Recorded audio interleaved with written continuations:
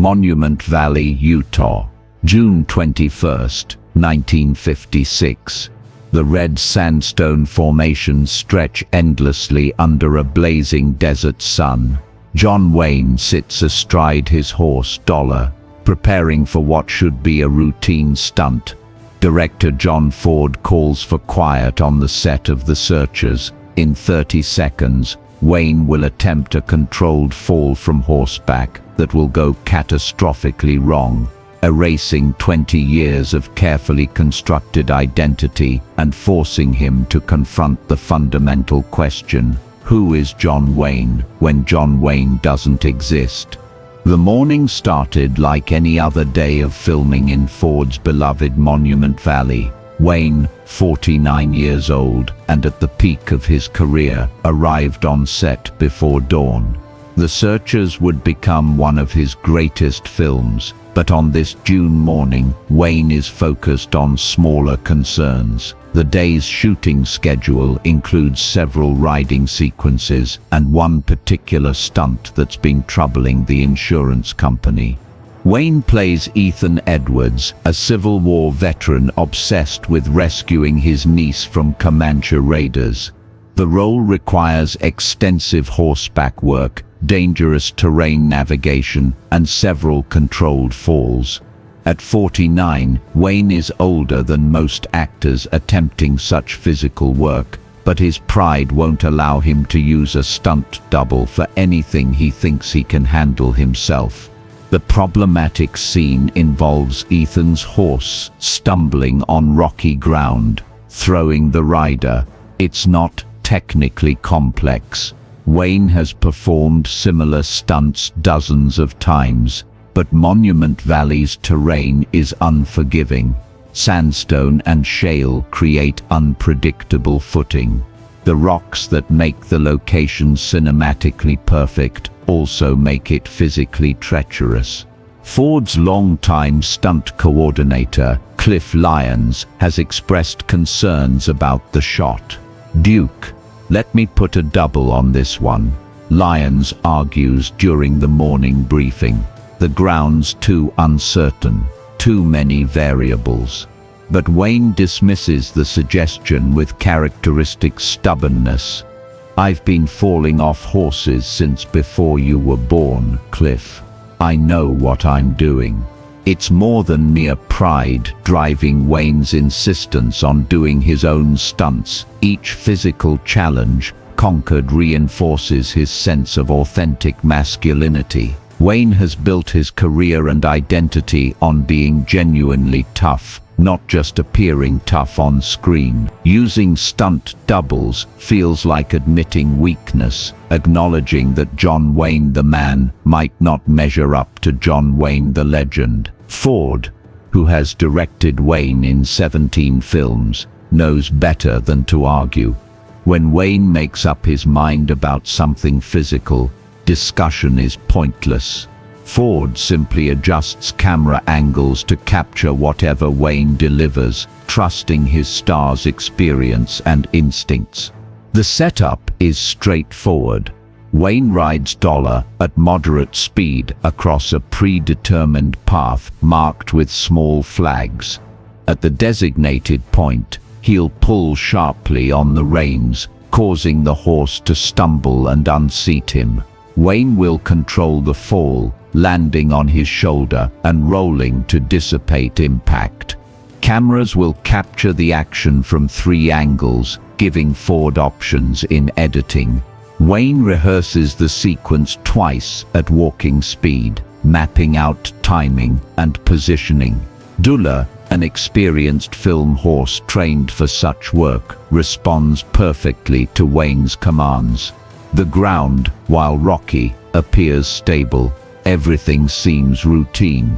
But Monument Valley is deceptive. What appears solid can shift without warning. What looks like sand might be loose shale. What seems predictable can become chaos in an instant. Have you ever had a moment where everything changed in seconds? Where routine became disaster and you couldn't predict what came next? The cameras roll at 11:47 a.m. Wayne spurs Dollar into a controlled canter, following the marked path exactly as rehearsed. The horse responds beautifully, maintaining perfect pace and direction. Wayne's posture is relaxed but ready, preparing for the moment when he'll signal the stumble. 50 feet from the designated fall point, something goes wrong. A section of what appeared to be solid rock gives way under Dollar's weight, not dramatically, just enough to alter the horse's footing and timing. Dollar compensates instinctively, adjusting his gait to maintain balance, but the change throws off Wayne's carefully planned sequence. Instead of stumbling at the predetermined moment, Dollar lurches unexpectedly to the left. Wayne, prepared for a forward fall, finds himself thrown sideways. His weight shifts wrong. His grip on the reins becomes a liability instead of a control mechanism. Wayne leaves the saddle at the wrong angle, with the wrong momentum, heading toward the wrong patch of ground. Instead of landing on the prepared sandy area where lions positioned cushioning material, Wayne flies toward a cluster of sandstone outcroppings that will show no mercy. Time dilates in the way it does during accidents. Wayne has perhaps 2 seconds of flight time, but his mind processes dozens of thoughts and calculations. He sees the rocks approaching. He tries to adjust his body position mid-air. He realizes this is going to hurt badly. The impact comes in stages. Wayne's right shoulder hits first, followed immediately by his head striking a sandstone edge with a sound like a baseball bat, connecting solidly with a fastball. The crack echoes across Monument Valley, reaching the cameras and crew 50 yards away. Wayne's body continues rolling, bouncing off rocks and accumulating damage until momentum finally stops him in a crumpled heap, 15 feet from where Dollar stands, unhurt and confused by his rider's sudden absence. Silence holds the desert for perhaps 5 seconds. Then chaos erupts. Ford shouts for the cameras to stop rolling. Cliff Lyons runs toward Wayne's motionless form. The script supervisor starts timing the emergency response. 3 crew members with first aid training converge on the accident site. Wayne lies on his back, arms splayed, eyes closed, breathing but unconscious. A line of blood runs from a gash on his forehead down his left temple. His right shoulder appears dislocated, but the head injury concerns everyone most. Wayne's skull connected with solid rock at considerable force. Dr. James Morrison, the production's on-site medic, reaches Wayne first.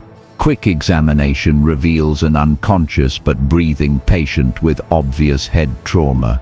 Wayne's pupils respond sluggishly to light. His pulse is strong but rapid. The shoulder injury is secondary to potential brain damage. "Get him to the hospital," Morrison orders. "Now don't move him more than necessary, but we need real medical facilities immediately." The nearest hospital is in Flagstaff, Arizona, 90 miles away across rough desert roads. An ambulance has been summoned, but Monument Valley's remote location means 40-minute response time minimum. Ford makes the decision to transport Wayne immediately in the production station wagon, which has better suspension than anything else available.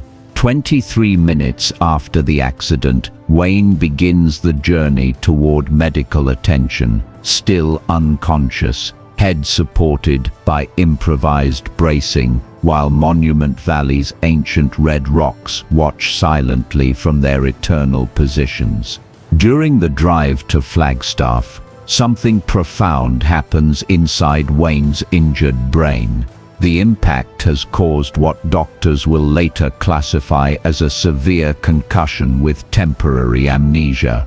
But the amnesia isn't random or complete, it's frighteningly specific.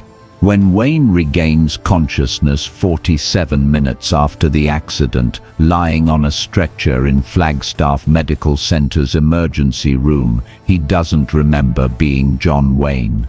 The first words out of his mouth are, "Where's my PA? I need to tell him about the cattle." Dr. Sarah Chen, the attending physician, leans closer to her patient. "Sir, can you tell me your name?" Wayne's eyes focus with difficulty, but his voice is clear. "Marion Morrison." "Who are you? Where am I?" The medical team exchanges glances. Marion Morrison is John Wayne's birth name, but he hasn't used it professionally in 20 years. Why would a head injury cause him to revert to an identity he abandoned decades ago? "Mr. Morrison," Dr. Chen says carefully, "what's the last thing you remember?" Wayne thinks hard, his face scrunched in concentration. "Working the cattle with Pa. We were moving the herd to winter pasture. Did something happen to the cattle?" Dr. Chen checks her watch. It's 1956. Wayne is describing memories from Iowa farm life in the 1920s when he was a teenager helping his father with livestock. 30 years of life experience, his entire Hollywood career has apparently vanished from his conscious memory. But the amnesia is even stranger than that. Wayne remembers Marion Morrison's life clearly up to about age 18. Everything after that, the move to California, USC football, the entry into movies, becoming John Wayne, exists in his mind as a complete blank. Ford arrives at the hospital 2 hours after the accident, having driven separately once he confirmed Wayne was receiving proper medical care. When he enters the emergency room, he expects to find his star injured, but recognizably himself. Instead, he finds a man who looks exactly like John Wayne, but insists he's Marion Morrison and doesn't understand why everyone keeps calling him by the wrong name. "Ford," Wayne says when the director approaches his bed. "I don't know you, mister. Are you from the bank?" "Pa said the bank might send someone about the mortgage." Ford stares at Wayne in disbelief. This is the man he's worked with for 17 films, his closest professional collaborator, someone he knows as well as his own family. But Wayne shows no recognition whatsoever. "Duke, it's me, John Ford. We're making a picture together." Wayne's face shows polite confusion. "I'm sorry, but you've got me mixed up with someone else. My name's Marion Morrison. I don't know anything about pictures." Dr. Chen pulls Ford aside to explain the medical situation. Severe concussion has caused retrograde amnesia, the loss of memories from before the injury. In Wayne's case, the amnesia appears to have selectively erased everything associated with his Hollywood identity, while preserving his original personality and early life memories. "Will it come back?" Ford asks. "Usually," Dr. Chen replies, "but we can't predict the timeline. Could be hours, days, weeks. In rare cases, some memories never return." The possibility that John Wayne might never remember being John Wayne hits Ford like physical blow. Not just the professional implications, though losing his biggest star would devastate current and future projects, but the human cost. Wayne has spent decades becoming someone else. If that transformation is permanently erased, what happens to the man caught between two identities? Over the next 18 hours, doctors run every test available in 1956. X-rays show no skull fracture, which is encouraging. Neurological examinations reveal normal reflexes and cognitive function. Wayne can think clearly, speak normally, and move without coordination problems. The only deficit is memory, specifically the complete absence of any recollection of being John Wayne. But Wayne's personality during this period reveals something fascinating and disturbing. Without John Wayne's learned behaviors and attitudes, Marion Morrison reasserts himself. Wayne becomes more polite, less commanding. His voice loses the distinctive drawl he developed for movies. His physical presence, while still large and imposing, carries less automatic authority. Most unsettling for those who know him, Wayne seems happier. The weight of constant performance, of maintaining John Wayne's image every moment, has lifted. Marion Morrison is allowed to exist again, unburdened by the expectations and pressures that shaped John Wayne's public life. Visitors find these changes deeply unnerving. Pilar Wayne, his wife, tries to connect with the husband she married, but that man doesn't seem to exist anymore.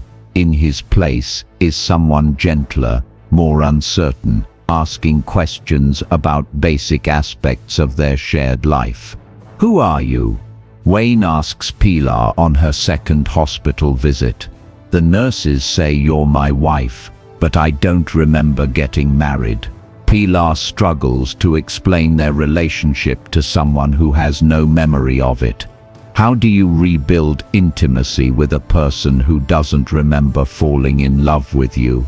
How do you convince someone that the life they can't remember is actually theirs?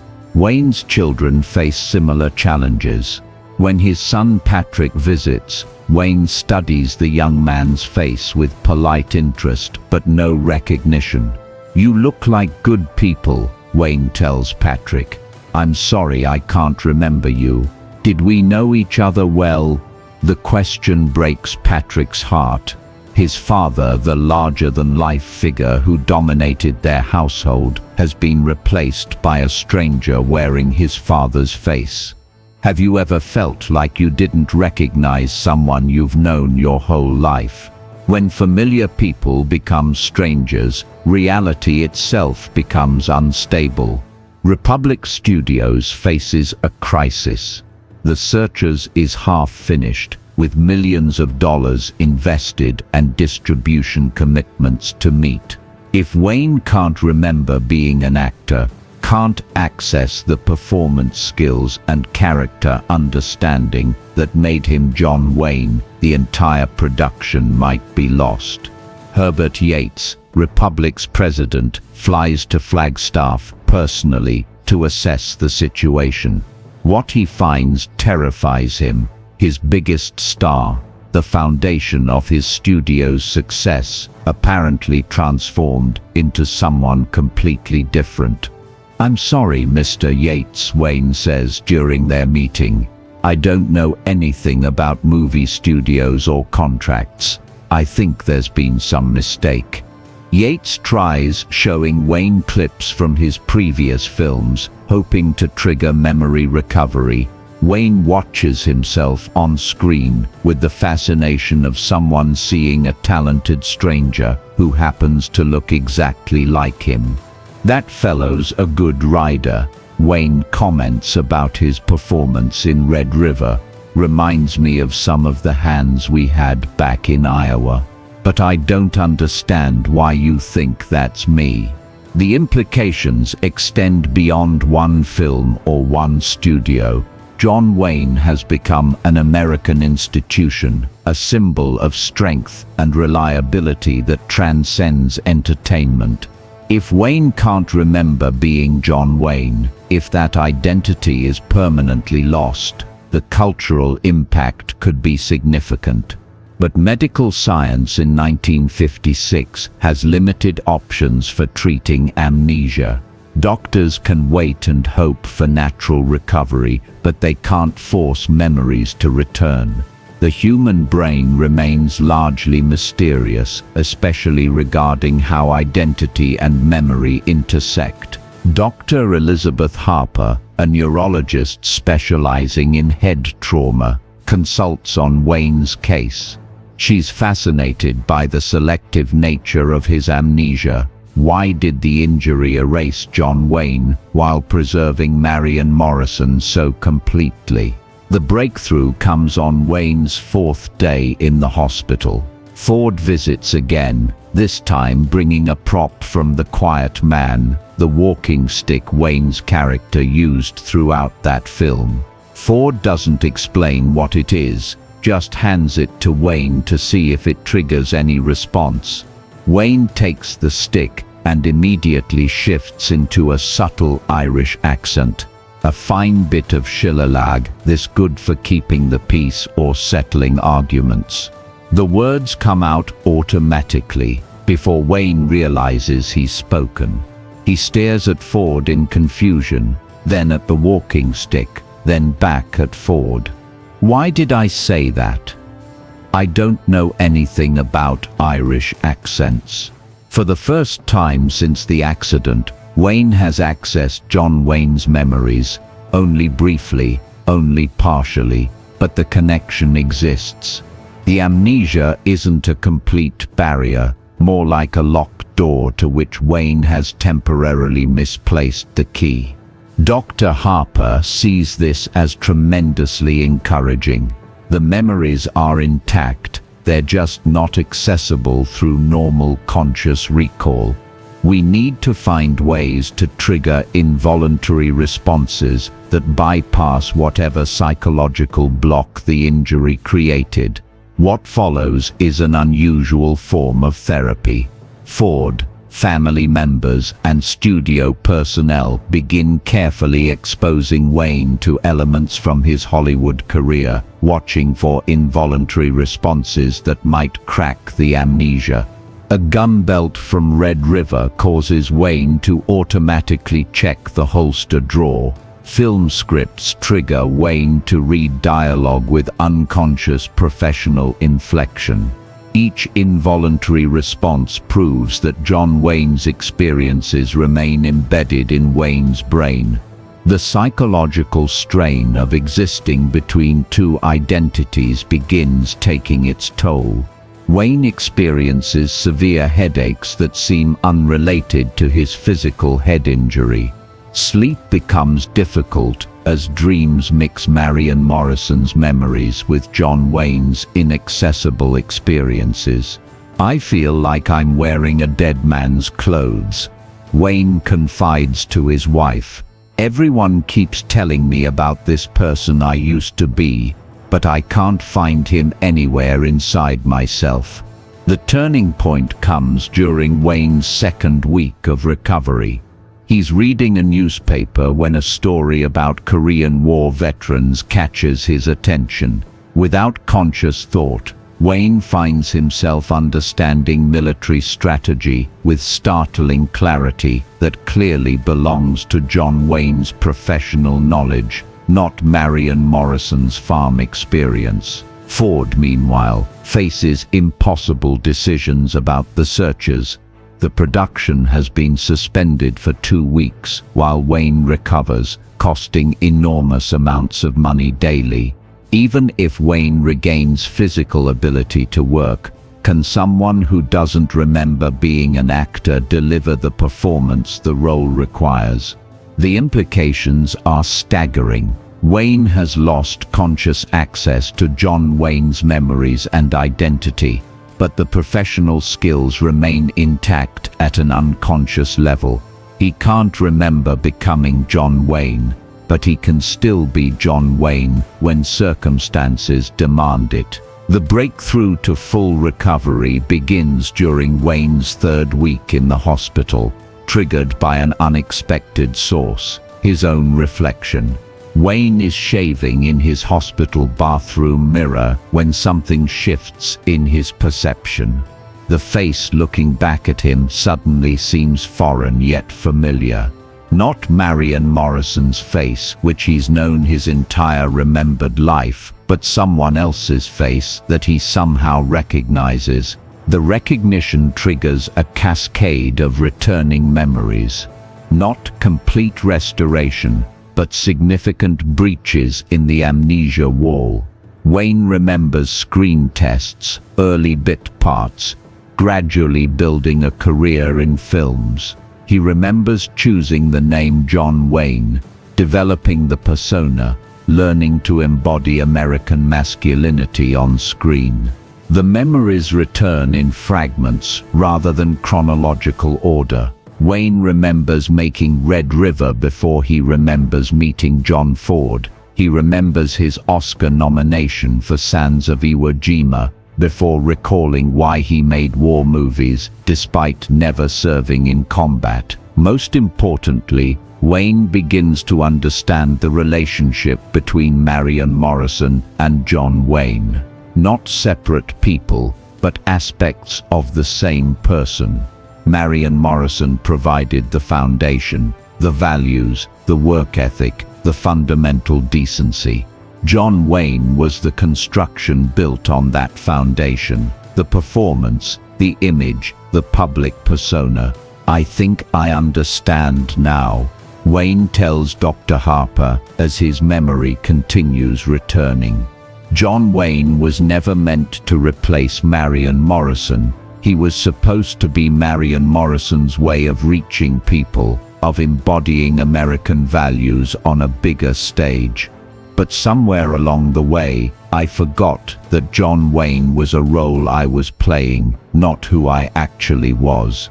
The head injury, Wayne realizes, forced a separation between his authentic self and his performed self that had gradually blurred over 20 years of fame.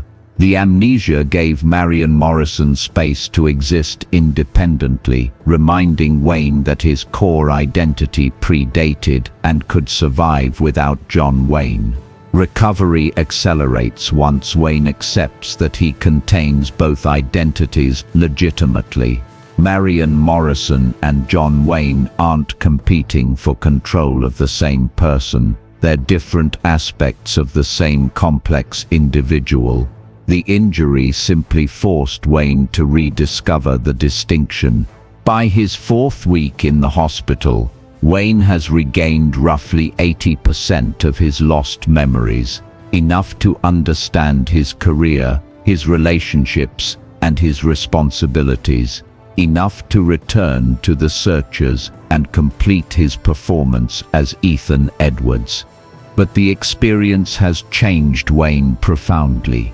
He returns to work with new understanding of the difference between who he is and what he does for a living.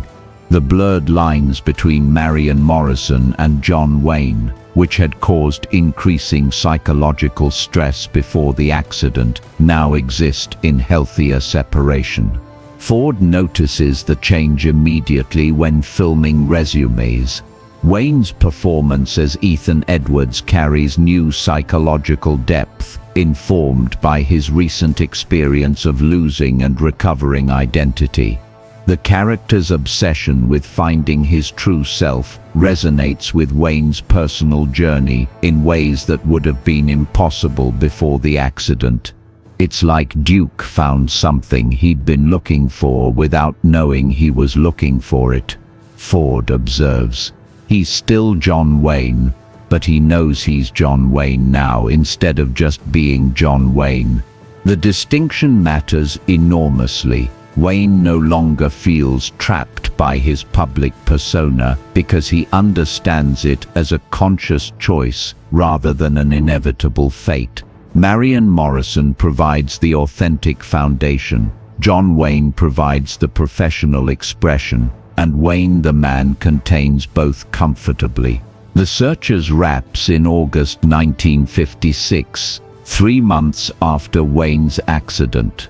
The film becomes one of his greatest successes, largely due to the psychological authenticity Wayne brings to Ethan Edwards' character. Audiences sense something different in Wayne's performance. a depth and self-awareness that transforms what might have been another action role into genuine psychological drama. Critics notice the change in Wayne's work immediately. Wayne has discovered something in himself that makes all his previous performances seem like preparation, writes one reviewer. He's not just playing a character anymore, he's revealing human truth through character. What critics don't know is that Wayne's enhanced performance comes from his recent experience of literally losing and recovering himself. The amnesia forced Wayne to confront questions about identity and authenticity that most actors never have to face so directly. Wayne's family relationships also improved following his recovery. The period when he couldn't remember being John Wayne reminded everyone that underneath the public persona was Marion Morrison, the man they fell in love with before fame complicated everything. "I got my husband back," Pilar Wayne later reflected, "not because he changed, but because he remembered who he was before he became who everyone expected him to be." The accident's effects extended beyond personal relationships into Wayne's approach to his career. He became more selective about roles, choosing characters that allowed him to express authentic emotions rather than just projected strength. His later performances all benefited from Wayne's enhanced understanding of the relationship between personal authenticity and professional performance. But perhaps most importantly, Wayne developed a more sustainable relationship with fame itself. Understanding the distinction between Marion Morrison and John Wayne allowed him to engage with public expectations without losing his private self. Wayne lived with the effects of his accident for the rest of his life. Not negative effects. The physical injuries healed completely, and his memory recovery was essentially total. But the experience left him with enhanced self-awareness that influenced every aspect of his remaining career. That fall off the horse was the best thing that ever happened to me, Wayne reflected in 1975.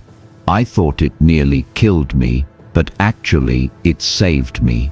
I was disappearing into John Wayne so completely that I was forgetting Marion Morrison ever existed. The accident forced me to remember that John Wayne is something I do, not something I am."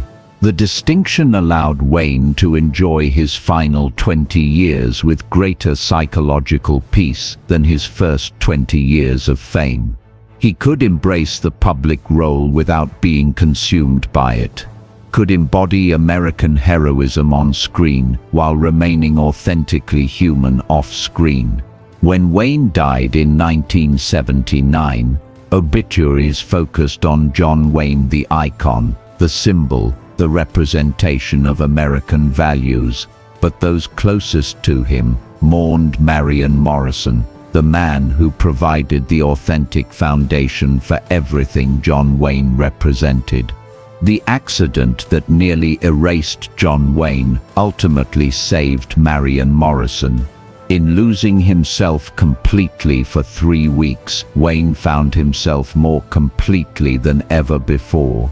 The head injury that seemed to threaten his identity actually restored it, forcing integration between his authentic self and his public persona.